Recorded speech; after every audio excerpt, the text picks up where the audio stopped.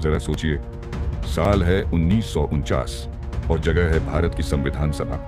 देश आजाद हो चुका है, लेकिन अब सबसे बड़ी चुनौती है एक ऐसा संविधान बनाना जो हर जाति, धर्म, भाषा, वर्ग को एक साथ लेकर चले। सदन में गंभीरता छाई हुई है। कई सदस्य चिंतित हैं। क्या यह संविधान चलेगा? क्या यह इतना मजबूत है कि देश को टिकाए रखे? और तभी उठते हैं डॉक्टर भीमराव अंबेडकर, गंभीर, शांत, लेकिन भीतर से चलते हुए एक मिशन की लौ में। उन्होंने कोई लंबा भाषण नहीं दिया, लेकिन जो कहा वो आज भी इतिहास की दीवारों पर गूंजता है। बाबा साहेब ने कहा, संविधान अपने आप में न अच्छा होता है न बुरा। ये एक किताब है, एक दस्तावेज। इसकी असली ताकत इस बात में है कि इसे लागू कौन कर रहा है। अगर अच्छे लोग लागू करेंगे तो ये देश को स्वर्ग बना देगा, लेकिन अगर बुरे लोग इसे अपने स्वार्थ के लिए तोड़ेंगे, मरोड़ेंगे, तो ये संविधान कुछ नहीं कर पाएगा। एक पल के लिए सदन में सन्नाटा छा गया। यह कोई साधारण बात नहीं थी।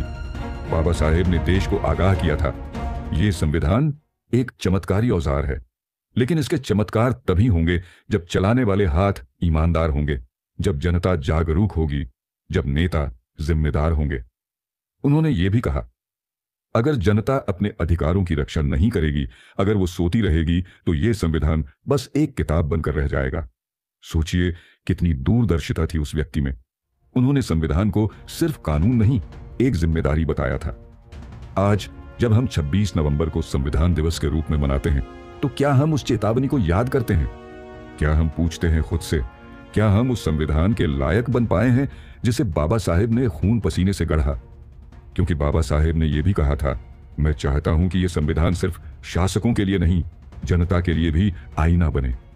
और यही तो वजह है कि आज भी जब कोई अन्याय के खिलाफ आवाज उठाता है, जब कोई कहता है हम संविधान से चलेंगे, तो बाबा साहेब की आत्मा मुस्कुरा उठती है।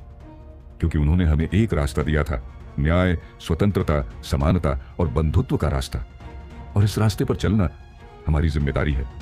और तब उन्होंने कहा था, भले ही हमारा संविधान दुनिया का सबसे अच्छा हो, लेकिन अगर उसे चलाने वाले लोग अच्छे नहीं होंगे तो यह संविधान भी असफल हो जाएगा। और अगर लोगों की नीयत ठीक हो तो सबसे कमजोर संविधान भी देश को ऊंचाइयों तक ले जा सकता है। लेकिन उन्होंने यहीं पर बात खत्म नहीं की। बाबा साहेब ने एक बार और भी गहरी बात कही थी, मनुष्य नष्ट होता है लेकिन विचार नहीं, विचार चलते हैं पीढ़ियों तक। मैं जिस विचार को लेकर आया हूं वो एक दिन इस देश की आत्मा में बस जाएगा। और आज वो दिन है जब भारत का बच्चा बच्चा संविधान के अधिकारों की बात करता है, जब न्याय की मांग होती है, जब हजारों आवाजें जय भीम के साथ उठती हैं, तो वो सिर्फ एक नारा नहीं, बाबा साहेब के विचारों की अमरता का प्रमाण है। तो साथियों, अब ये हमारी जिम्मेदारी है कि हम इस संविधान को सिर्फ किताबों में न रखें, बल्कि अपने खून में, अपने कर्म में और अपनी चेतना में बसाएं। क्योंकि संविधान सिर्फ कानून नहीं है, यह हमारे अस्तित्व की पहचान है। धन्यवाद। आप देख रहे थे फैक्टोपीडिया। अगर आपको मेरी यह वीडियो पसंद आया हो तो लाइक, सब्सक्राइब और शेयर करें। अगली वीडियो आप किस विषय पर चाहते हैं कमेंट में बताएं, हम आपकी डिमांड अवश्य पूरा करेंगे।